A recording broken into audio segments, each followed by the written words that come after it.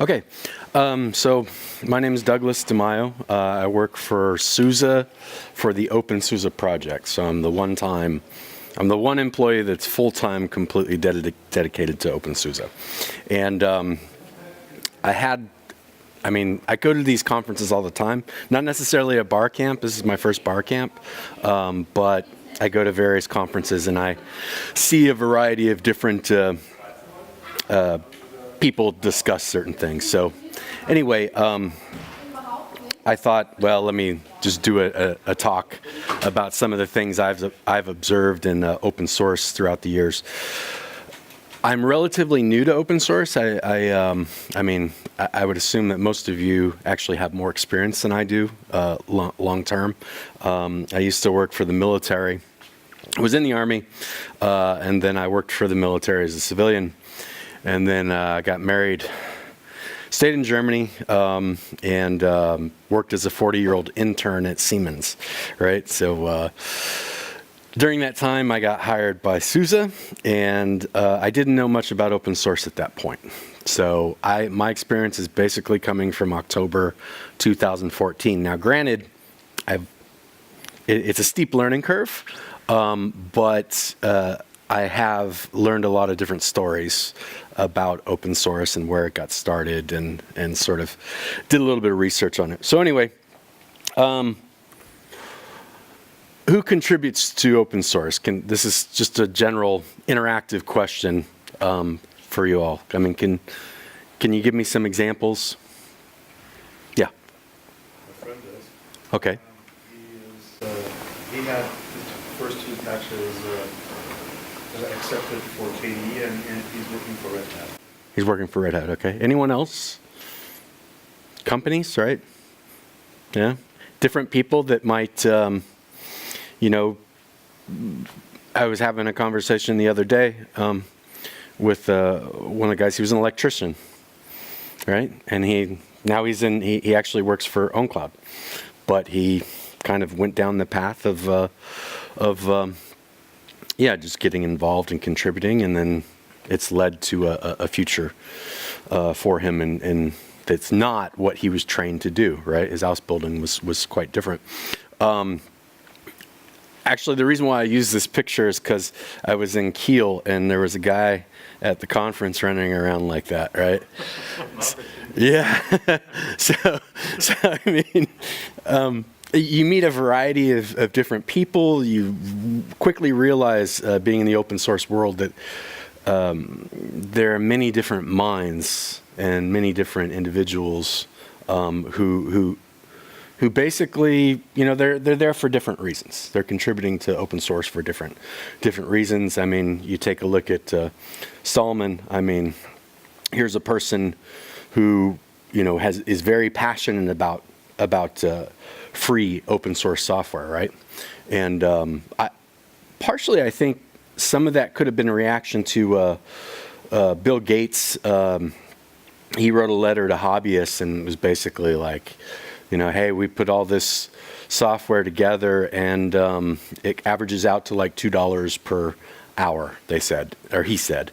And part of me believes that when Bill Gates wrote this letter to hobbyists, he was really young, and I think the reality is it was a cultural thing, which I'll get into a little bit more later on.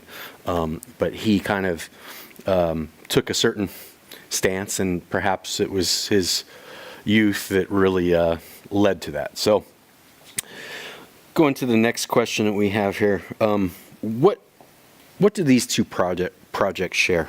If you can make a connection between the two, what would it be?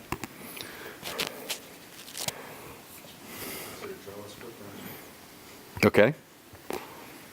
I mean, they're quite different, right? But they're both foundations, and they got their start really. GNOME was part of the GNU project, still is. Mozilla was Netscape, right? So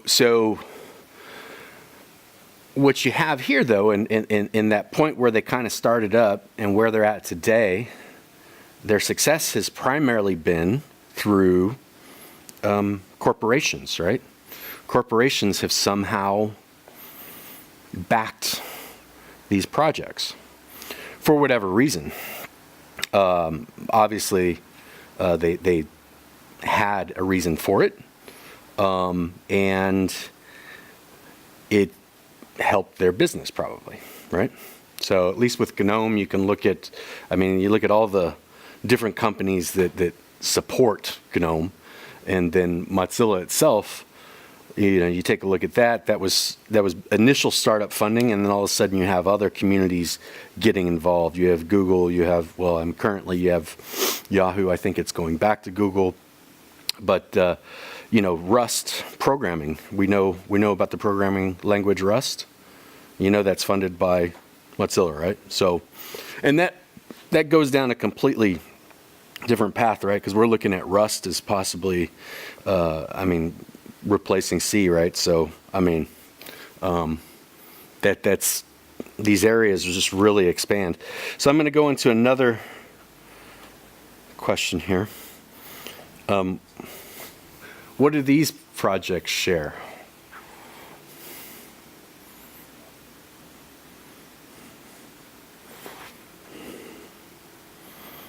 One developer. Yeah. I didn't actually put that, but you're exactly right. Yeah, especially in the middle there. I had another answer in mind, but that's good. Anyone else?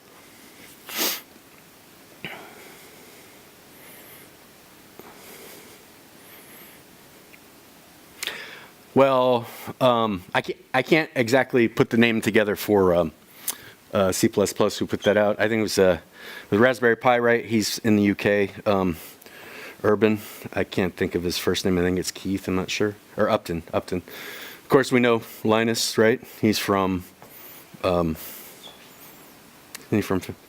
Finland, yeah. And then Frank. Frank's from Stuttgart. Python as well, and KDE. They're all from Europe, right? More projects, different variations, right? Like Raspberry Pi probably got some corporate funding for sure. Obviously Linux, right?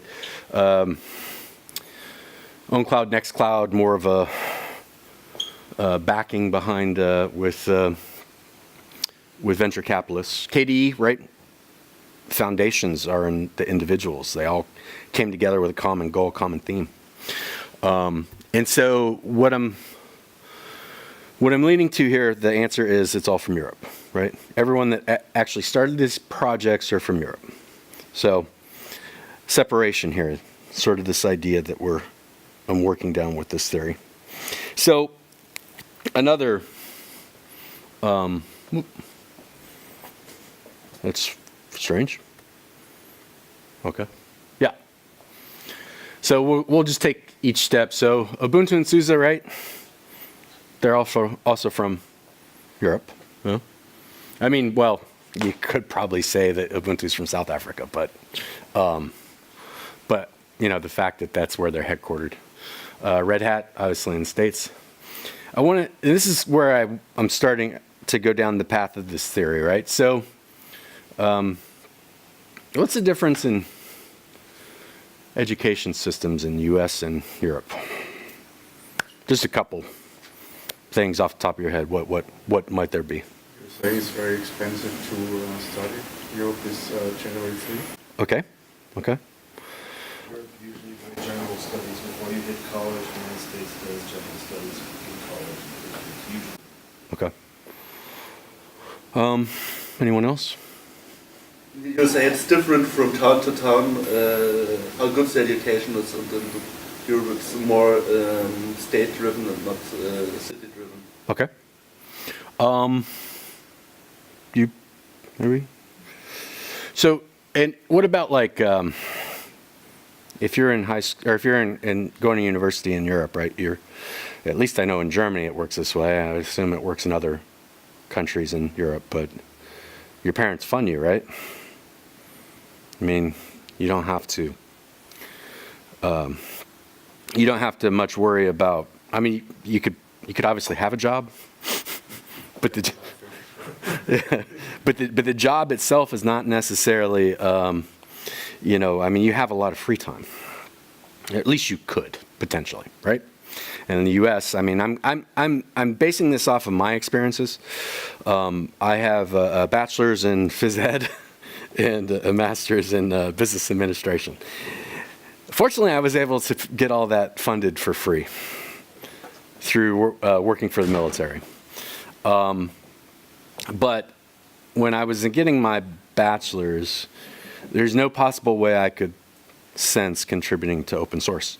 And I lived in this period. I grew up in this period where really, you know, just the decisions kind of, I led toward another path. I was in the sort of the sports area. I wanted to be a college basketball coach. But, you know, going to these conferences, I realized, like, I've had conversations with people where, you know, we were sort of at this same tipping point, decision point, and I went this way and they went that way. And I really wonder, had I gone toward, you know, development, where I might have gone, where that might have led me, you know. But anyway, yeah, so I had to work a lot. And in Europe, it doesn't necessarily work that way. Now, startups too. So what are some difference in startups as far as funding might go? Can anyone, funding, just open field question. I think it's harder to fund startups in Europe than in the USA. I think there's more, what's it called, risk capital in the USA. To say, just take the money. If it's going good, I have a lot of outcome. If not, doesn't matter. High risk, high reward, right? Yeah. That's kind of how. Anyone else different? I'd say in Europe you usually have to have a product before you get some funding, and the type of funding you get is way smaller, orders of magnitude smaller than it is in the United States. In the United States, if you have a halfway good idea and a semi-broken prototype, you can get enough funding to make something out of it, and that just doesn't work that way in Europe. Yeah. So I mean, that's my last slide, by the way. Really, what my theory is that in Europe, you have a different cultural set than in the States. Now, I've lived in Europe for 10 years. I mean, my German's not the best, but I can understand it. But, you know, I always say you learn a lot more about your country living outside of it than you do. I mean, obviously, you need to live in it, but when you move outside, you learn a lot more about it, right? And you learn the differences of the things that you like, things you dislike, things that you find interesting, that are done well.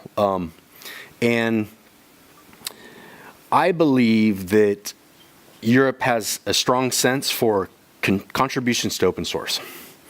And that is based on university experience. As I said, I worked, you know, I went to school, had my 20 plus hours of university per week, and then the rest of the time I was working. And I had no free time to contribute to open source.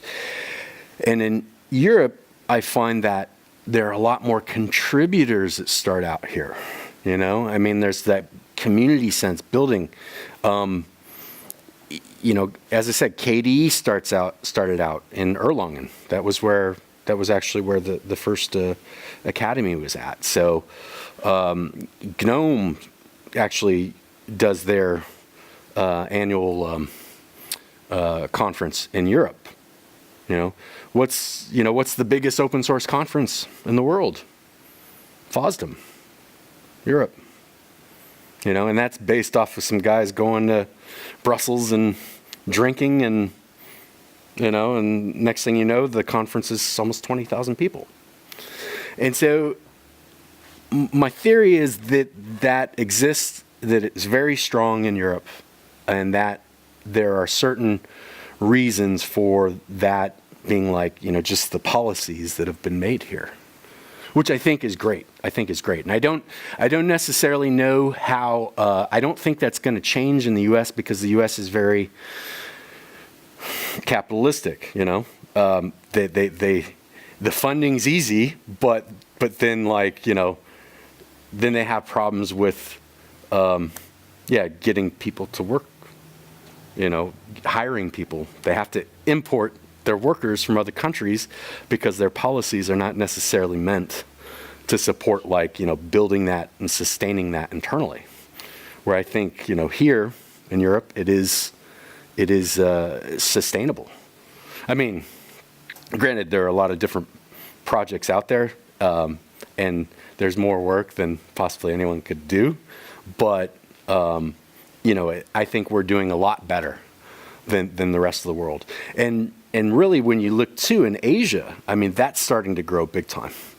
There's a significant growth. I mean, we know, I think it's Ruby was written by a Japanese, yeah, and you know, we've only recently started doing conferences there. I mean, GNOME's done a conference, I think, for 5 years or 6 years. We've done a conference there for 5 or 6 years. LibreOffice has had a significant movement in Asia as well. So I mean, they're building and they're using open source tools. That's the other thing, you know, like the educational programs. I mean, try to get a Linux distribution in a US school system. Let me tell you, I've tried. It is difficult, and the success only comes when you have a passionate teacher that is really committed to, like, you know, going through with the whole thing, yeah? Because it's too filled with bureaucratic instances, money. I mean, I started going to the National School Board Conference. It was probably about 4 years ago. And the saddest thing really was when I went to this, you had people that had the booths, and these booths were just, you know, companies where you're looking at like gym equipment, you know, computer software. But the biggest person in the market there was security, blocking doors for an active shooter scenario. I mean, that is just sad. That you know, I think from my childhood experience growing up in the U.S., how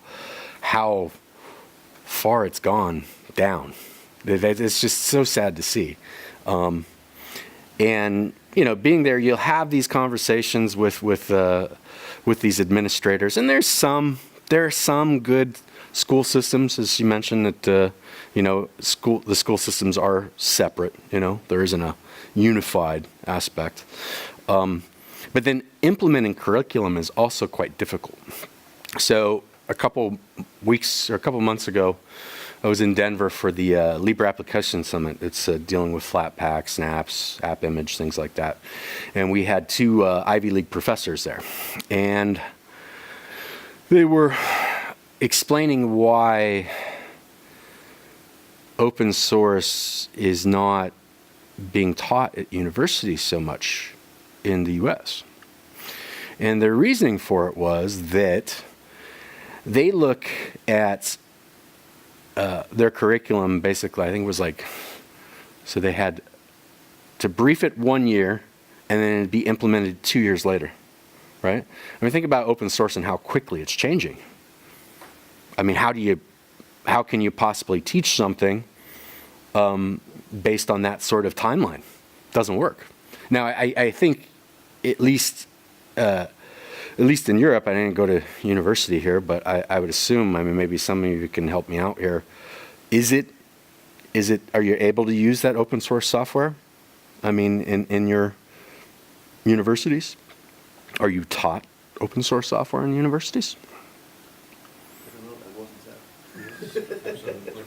I made a computer science degree, and we used Linux in our computers, and we had to choose between like 5 desktops, and it was all on Solaris and Linux. Yeah. All open source. All open source. So I mean, there's significant differences. I don't know. Yeah, go ahead. And there's the zip pool, also where the students can go to the internet and make their work. And there's always Windows zip pool and always Linux zip pool. And it's always faster and it's always more empty, the Linux zip pool, but it is there. But it's there. Yeah. We had only Linux. There was no Windows for computer science. Yeah. We had you could install it on your private computer if you wanted. And it's great. And you know, I mean, there's also this aspect of history too. You know, I really, a few years ago, I saw some video and it sort of like changed my outlook on like how your history predicts your future, or you know how it's affecting your future. And I'm curious as to, you know, the way we have things here in Europe. What's the long-term effect going to be? I mean, is it going to be really continuing that idea that the engineers and the highly technical people are always going to be coming from Europe? You know, are they? I don't think it's true, and I think you're right that a lot of open source projects like the KDE project get started in Europe. They have others funding it. KDE is a starving project in my opinion. And if you look at GNOME, they have a lot of funding. They are a US project, in my opinion. You can see, at the stickers. Rust has a lot of funding. It's US based. It has a big foundation behind it, the Mozilla Foundation. And I don't know. We have an advantage in starting projects by students in their free time, but we have a disadvantage in getting it big. Funding for it. I mean, you could see that probably with like OwnCloud and Nextcloud. Funny enough, after Frank forked that project, his own project, it actually ended up being beneficial for both projects. Yeah, but I mean, that was all funded by venture capitalists. KDE, you're correct. I mean, KDE has struggled, but I mean, they're being funded. It's just, I think it's a matter of like being on the enterprise desktop is obviously the pain point. I mean, we openSUSE is one, you know, a well-known KDE distro, but that is true. I mean, how can we change that in Europe, though? I mean, as far as funding, that's. What I don't understand is why so many American venture capitalists are still trying to compete for the same small amount of companies in Silicon Valley instead of looking outside of Silicon Valley for companies they can fund and looking more in Europe. Huh. Fund. Because if they just use the amount of money that they would funnel into 10 European companies, the amount of effect that could have in the European startup scene would really be interesting. It probably would also have a side effect on open source software, because in our company, we're a small company, but we have a lot of our developers who are complaining about them not getting enough time to contribute to open source projects that we use. Uh-huh. That could be a very interesting effect. There could be really interesting effects that would be done economically and for the open source community. I mean, there's obviously there's something lacking in that sense of, you know, the being funded, right? I mean, people throwing money at a project and the high risk, high reward aspect happens in the States so much, but I mean, how do you change that here? I mean, I at some point, I mean, it's got to be like a big company, like, so we have, you know, you have the Microsofts and the Googles and, you know, I mean, they're the ones that have, you know, supported to an extent the growth of Silicon Valley and this whole technical aspect. And I mean, Europe has that, I don't know if they contribute the same way, you know? I mean, you could look at SAP as an example. I mean, obviously they're involved with it, but I mean, where's their leverage that they would actually use in creating or helping a foundation? You know, that could be something that's. The only thing I'm thinking about, what they did is they completed a database to MySQL before it got bought up by some way back. But it was pretty much database that was dying anyway, so it's not a really good contribution. Yeah. I mean, it would. I had an idea that it would be good to have like a foundation that's established that specifically,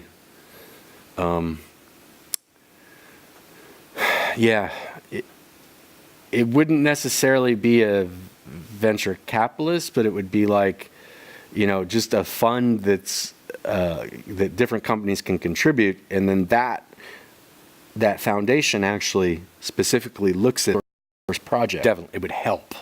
You know, I mean, I think the point right now is just having companies, you know, donate a certain amount of support doesn't necessarily cut it. You know, so that's pretty much my talk. Any conversations we want to have, or? I was just thinking, in Linux, the kernel, you have no choice. You have, if you want an operating system for your car maybe or something else, you need to contribute to the Linux kernel.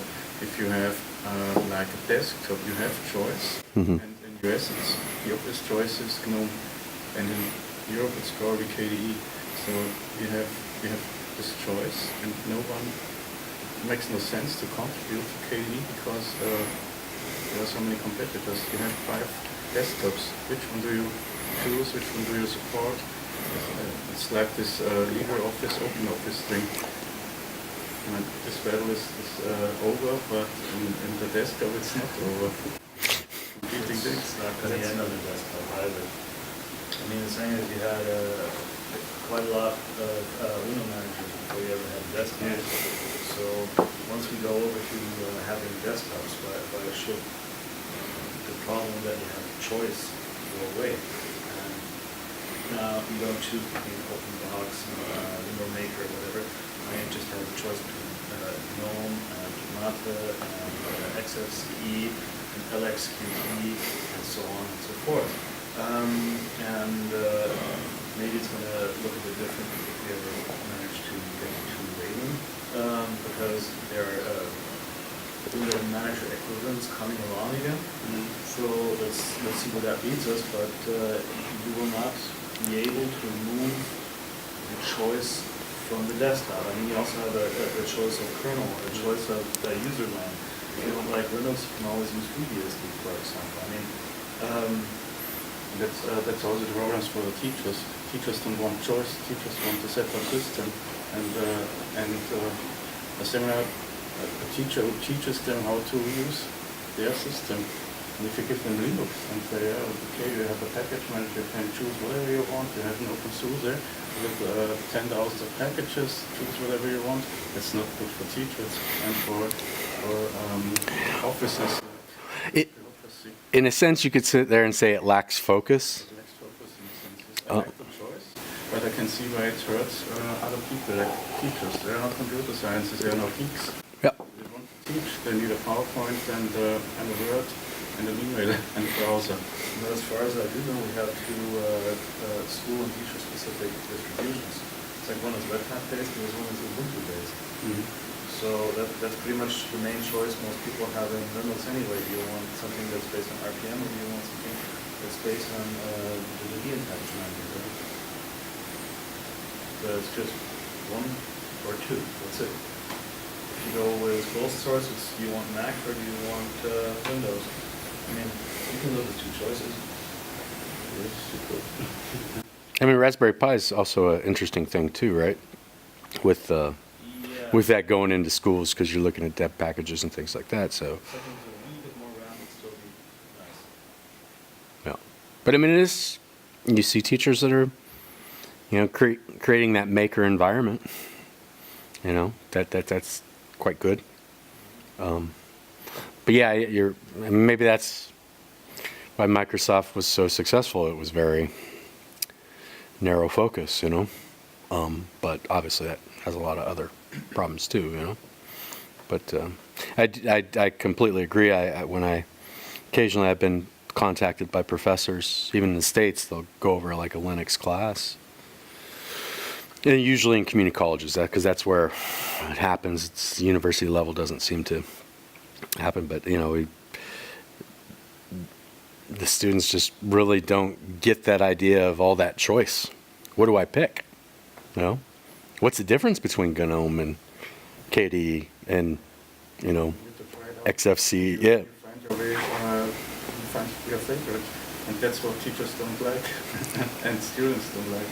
Yeah, but that also is good, right? Because if, let's say, if I'm a Qt developer, well, maybe if you're starting off with yeah.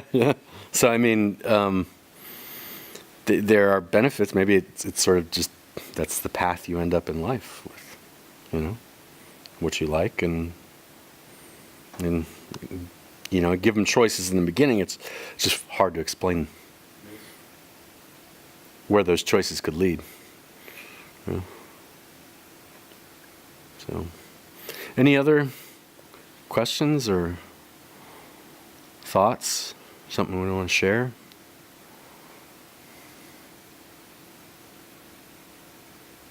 All right. Thank you.